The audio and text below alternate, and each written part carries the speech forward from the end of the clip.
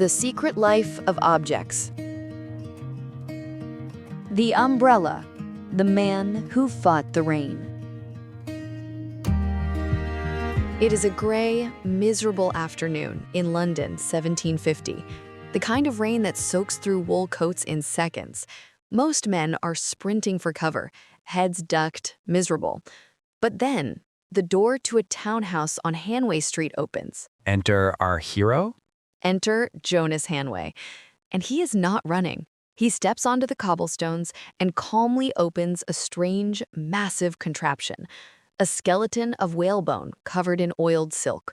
He holds it over his head, and the street goes quiet. Because he's dry? Because he looks ridiculous. At least that's what they think. See, on this show, The Secret Life of Objects, we track how the things we use every day often started as scandals.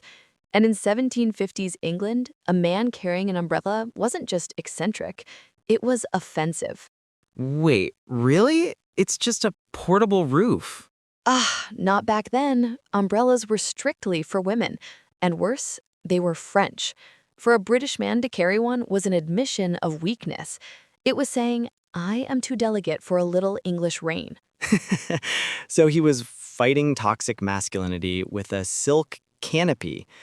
Bold move. Incredibly bold. As he walked down the street, people didn't just stare. They hooted, they jeered. Little boys threw rotten vegetables at him. But the real danger wasn't the hecklers. It was the drivers. The carriage drivers? The hackney coachmen. Think of them like the taxi monopoly of the 18th century.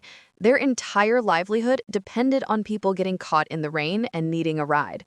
They looked at Jonas Hanway and didn't see a guy trying to stay dry. They saw a man trying to bankrupt them. Wow. So it wasn't just fashion, it was an economic threat. Exactly. And they got violent. When Jonas walked by the coach stands, drivers would whip their horses to deliberately splash him with mud. They'd swerve their carriages onto the sidewalk to try and run him down. Did he fight back? Once, a driver lashed out with a whip, trying to strike Jonas across the face. Jonas, well, he used the umbrella. He reportedly gave the guy a good thrashing with the handle. But mostly, he just kept walking. Just ignored them. For 30 years.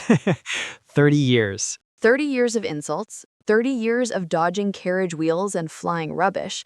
He refused to conform. He knew he was right. It is simply smarter to be dry than wet. Eventually, the sight became common. The laughter died down. By the time he passed away, the umbrella was the standard accessory for the English gentleman. He won the war of attrition. He did. He endured the shame so we wouldn't have to. It makes you wonder, standing there safe under your own umbrella, what practical solution are you ignoring right now, just because you're terrified of looking a little bit weird?